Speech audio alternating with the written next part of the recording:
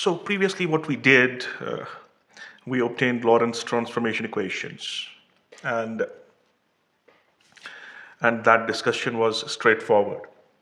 And from that discussion, it is clear that the measurement of space and time are no more absolute physical quantities, but they depend upon the relative motion. They depend upon relative motion between the two uh, inertial observers. And I should draw frame of references. Okay, and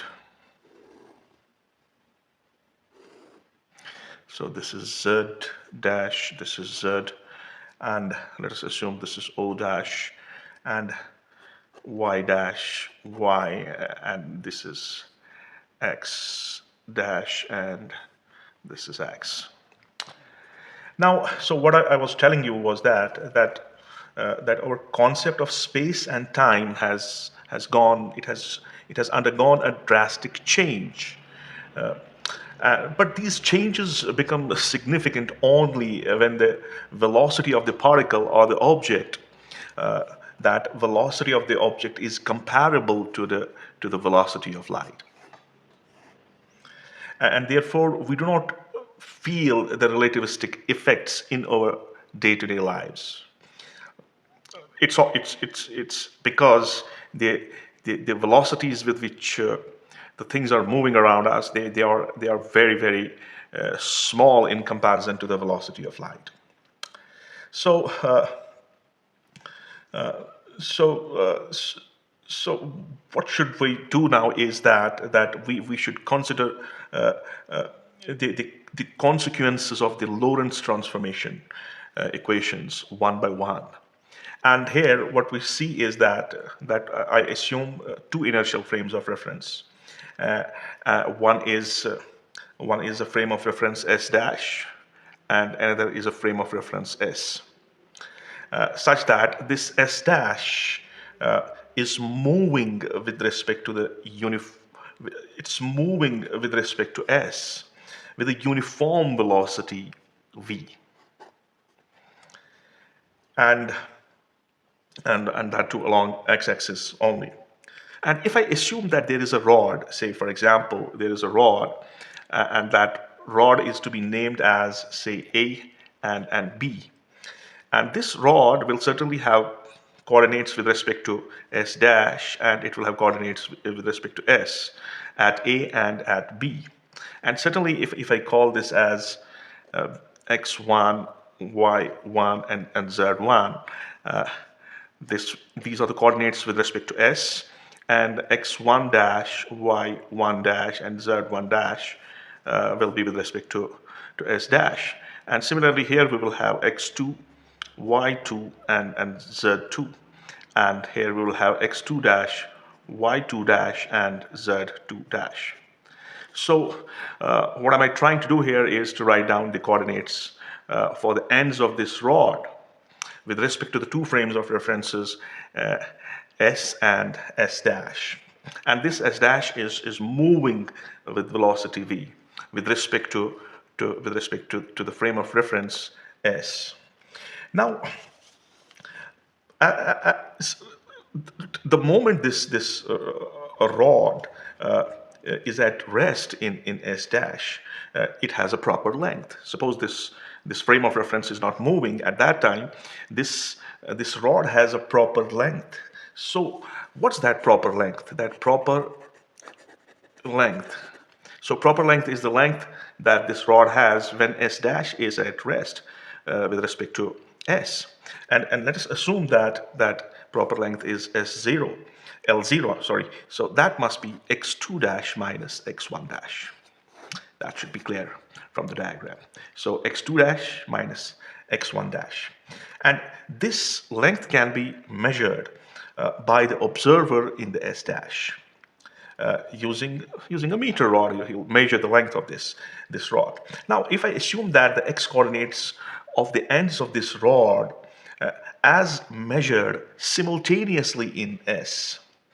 The moment we measure it in S at the same time with the coordinates x2 and x1, then the length of the rod is measured as that length will be measured with respect to s. With respect to s. So that length is L. So L is x2 minus x1. It should be clear. So L is the length of the rod measured by from the frame of reference S, and L0 is the length of this rod as measured from O dash. Now, using Lorentz transformation equations, now if we make use of transformation equations, what are we going to obtain? Here is keeping one thing in mind, that the measurement of x2 and x1 is carried out at the same time, simultaneously. So in that case, this x2 dash will be x2 minus vt by under root of 1 minus v square by c square. And x1 dash will be x1 minus vt by under root of 1 minus v square by c square. All right, that should be the case. Now, if we subtract the two, what are we going to get? We're going to get x2 dash minus x1 dash is, what we will have here is under root of 1 minus v square by c square. So this is x2 minus vt minus x1 plus vt. That should be the case, and we can see that vt and minus vt will go. So what is x2 minus x1 dash? x2 minus x1 dash is the proper length as measured in the frame of reference O dash. Okay, so so instead of x2 minus x1 dash, I'm going to write L0. This is equal to, so here I have x2 minus x1. So for x2 minus x1, I'm going to write L. So here is L. This is the length measured at the same time from the frame of reference S by under root of 1 minus v square by c square. So we will have L. So L is going to be, L is L naught under root of 1 minus v square by c square. Now this equation is giving us the length that's measured by an observer in the frame of reference S. From the frame of reference S, when the rod is moving with respect to the frame of reference S dash along X. So from this equation, it is evident that this L is less than L naught. So what does it mean?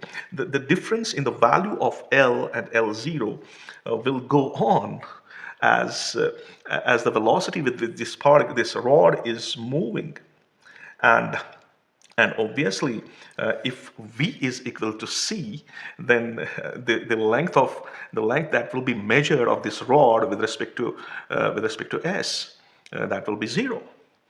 If v is equal to c, then L will be simply equal to 0. Thus, what can we say here is that the length of the rod moving with the velocity of light is going to be 0. So for v equal to 0, we have L is equal to L0. Now if the rod is at the rest, for that this v is equal to 0. In that case, what are we going to have? We're going to have L is equal to L0. So the length that will be measured in this case by the observer in S will be same as that of the length that's measured by the observer in S dash. So that's clear from this equation. So what should we say at this point of time is that if we measure the length of a rod from S, when S dash is at rest, the length of that rod is maximum with respect to the observer. That's going to be the maximum length. But when there is motion, this length is going to decrease in accordance with the equation that we obtained, that L is equal to L0 under root of 1 minus v square by c square. Now, it may be noted that the contraction takes place only in the direction of motion, and there is no contraction. There is no contraction in the direction perpendicular to it. Therefore, if we have a square-shaped object that's moving, it may turn out to be a rectangle if it is moving in this direction, because there will be no change in the length of this square in the perpendicular direction, but its length is going to decrease with respect to the measuring observer in S. So in the similar case, if we will have a circle, and this circle uh, appears to be an elliptical orbit if this circle is moving along a single coordinate.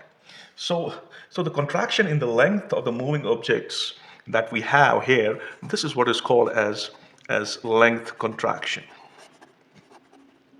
And what it states, it simply states that every rigid body appears to have maximum dimensions when at rest relative to the observer. So if you have this rod at rest with respect to the observer, it will have the maximum length. But obviously, if there is a motion along this, then certainly its length is going to decrease, and its dimensions appears to be contracted. They appear to be shortened in the direction of motion by the factor. So this contraction that we have, this contraction is by the factor of under root of 1 minus v square by c square. Now, let's take an example in continuity with this topic.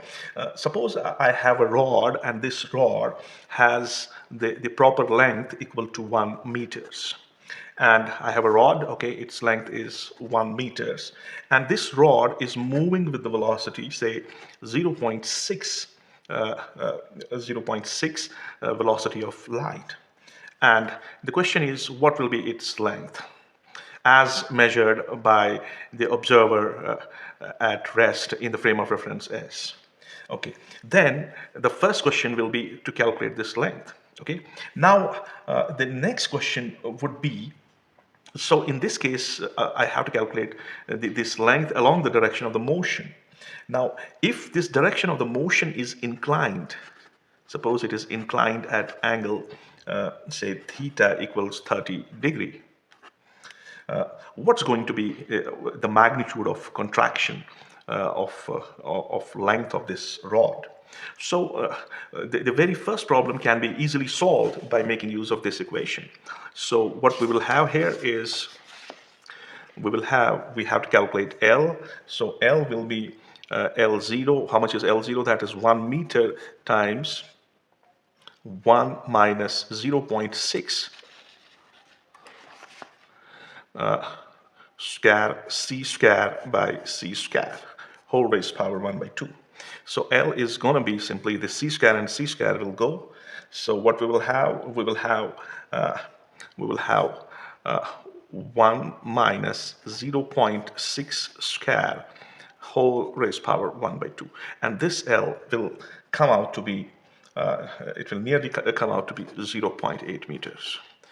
So this will be the length that's measured by an observer in the frame of reference S. And S dash is moving with the speed in this S dash is moving a rod with the speed of 0.6 times speed of light.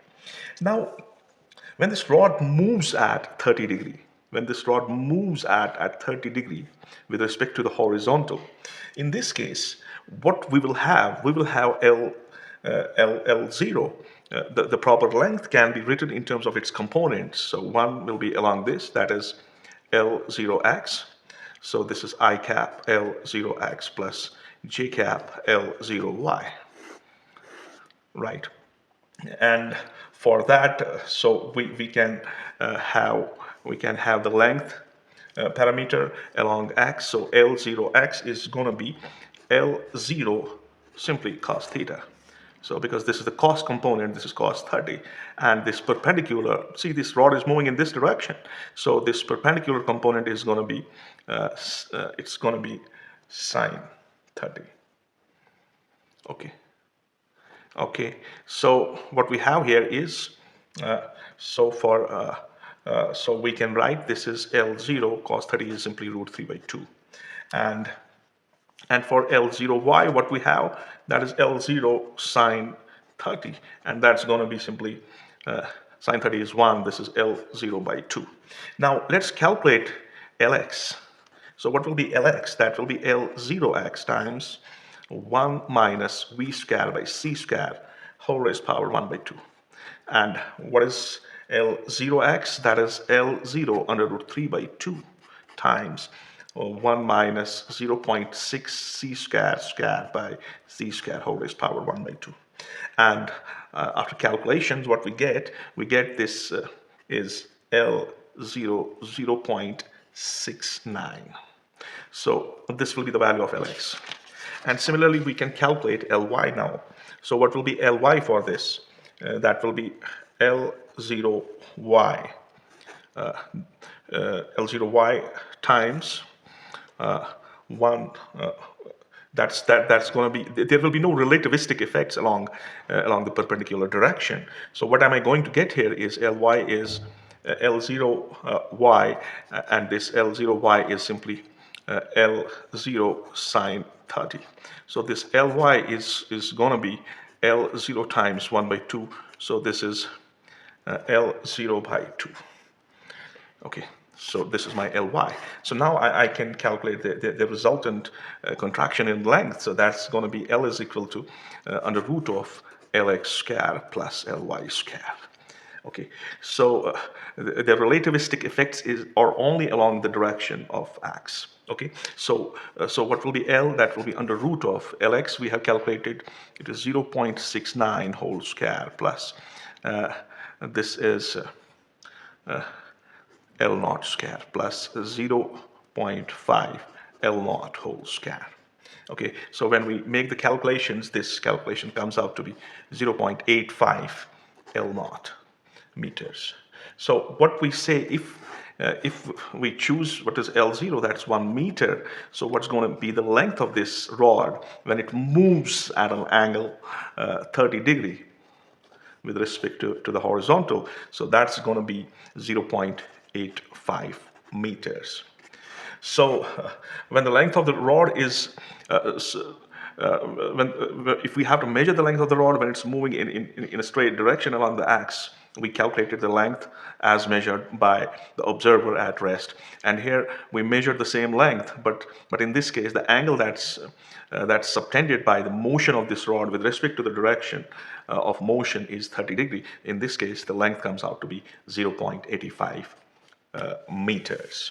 So this is how we understand length contraction in special theory of relativity.